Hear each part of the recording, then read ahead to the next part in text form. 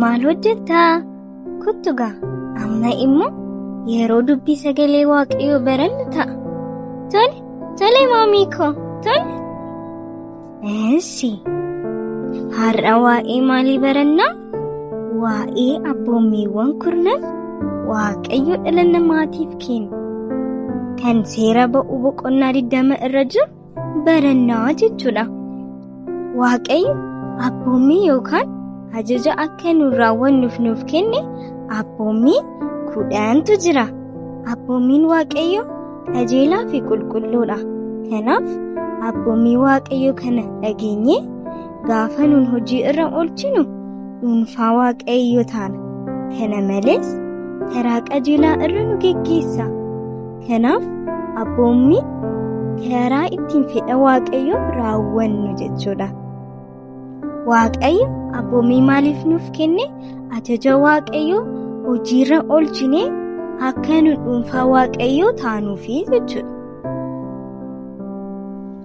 Eegaan abboommiiwwan kurnan kunooti. Waaqayyo maal nu abboome? Inni tokkoffaan waaqayyolii kan biraa tokko illee na biratti hin qabaatinaa kan jedhudha. Kana jechuun maal jechuudha? Waaqayyo waaqa dhugaa waan ta'eef galanni, ulfinni, aarsaan hundi kan isaadha. Namni waaqayyoon ishee waaqa kan biraa yoo waaqesse kun maal jedhama?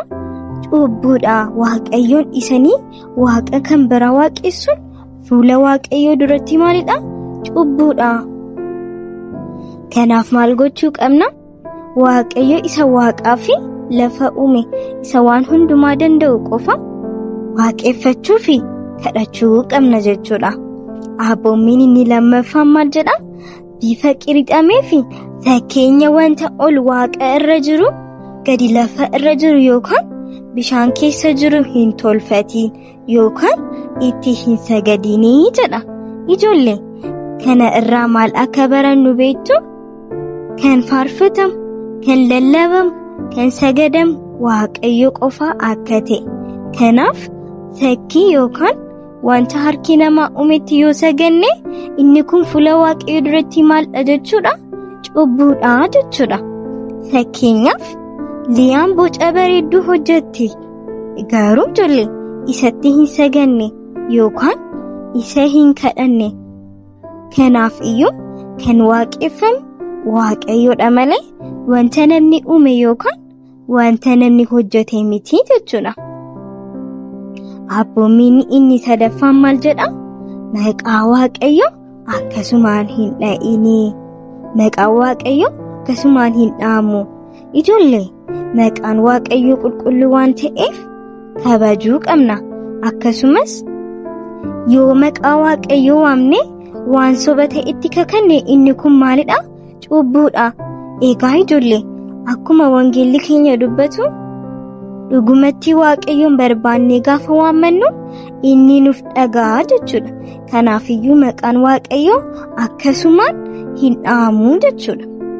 Maaliif malee fayyisuuf, gargaarsaaf, kadhachuuf kan waamamudha malee akkasumaan kan waamamu miti jechuudha. Abboommiin inni afuraffaan immoo akkas jedha. Guyyaa sanbataa qulqullinatti eeguun yaadadhu jedha. Ijoollee guyyaan sanbataa guyyaa waaqayyo itti hojii isaa hundumaa raawwate waan ta'eef qulqullinatti eeguun nuuf ta'a. Kanaaf ijoollee guyyaa sanbataa waldaa deemne wangeela barachuun waaqayyoon faarfachuun guyyaa sanbataa dabarsuu qabnaa jechuudha. Inni shanaffaan maal jedha? Abbaa kee fi haadha kee ulfina kenni. Haadhaa fi abbaa ofii kabajuu dhiisuun ijoollee fuula waaqayyoo duratti cubbuudha. Kanaafiyyuu haadhaa fi abbaa keenyaaf maal gochuu qabna? Abboomamuu qabnaa jechuudha. Yoo isaan gammachiifne waaqayyo nu eebbisa. Haadhaa fi abbaa qofaas osoo hin taane hangafoota keenya, obboloota keenya kanneen nu caalan hundumaa dhaga'uu fi kabajuu qabnaa jechuudha. Waan isaan nu abbooman hundumas raawwachuu qabnaa jechuudha. Kanaaf Waaqayyo maal nurraa barbaada? Abboomamuu fi haadhaaf abbaa keenyaaf kabajaa fi ulfina akka nu kenninu barbaada jechuudha. Abboommii inni ja'affaan inni Waaqayyo akka nu raawwannuuf nuuf kenne maal jedha? Hin ajjeesinii. Ijoollee namni akka bifa fakkeenya Waaqayyootti uumame waan ta'eef ajjeesuun nurra hin jiru. Nama ajjeesuun fuula Waaqayyoo duratti cubbuu guddaadha. Kana malees nama yoo arrabsine illee Waaqayyoon itti gaddaa jechuudha. Kanaaf akka Waaqayyoon itti hin gaddineef waan Waaqayyo jaallatu yoo goone abboommii Waaqayyo eegnee jechuudha. Inni torbaffaan maal jedhaa ijoollee? Hin ejjinii jedha. Inni 8ffaan immoo maal jedhaa? Hin haatiin. Ijoollee waan baay'ee sin dhiibu kun immoo waan kan keenya hin taane nama jalaa dhoksine yoo fudhanne yookaan yoo hanne inni kun maal jedhama? Haatuu jedhama. Kanaafiyyuu maal gochuu qabna? Gaafa waan nama arginu illee abbaa isaaf deebisuu qabna jechuudha. Isa kana yoo goone maalidha? Waaqayyo in jaallataa jechuudha. Abboommii inni 9ffaan immoo maal jedha? Nama irratti sobaan dhugaa hin ba'inii. Dhugaa dubbachuu dhiisne yoo sobne inni kun maal jedhama? Cubbuu jedhama. Waaqayyo nama dhugaa dubbatu hin jaallata. Fakkeenyaaf boonaan iddoo namni hin jirretti qodaa mana keessaa cabse.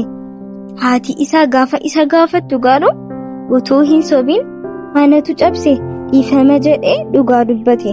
Dhugaa dubbachuu isaatti haati isaa hin gammadde. Yoo dhugaa dubbanne akkuma haati keenya nutti gammaddu Waaqayyos nutti gammadaa jechuudha. Kanaafiyyuu maal gochuu hin qabnu?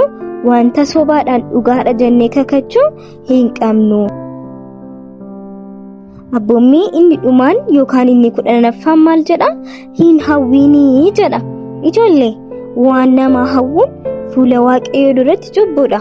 Kanaafuu waan qabnutti Waaqayyoon galateeffachuu qabna. Waan kana hundumaa goone Waaqayyo nu eebbisaa, nu guddisaa. Baay'ee galatooma. Sagantaa biraan hamma wal agarrutti. Bye bye.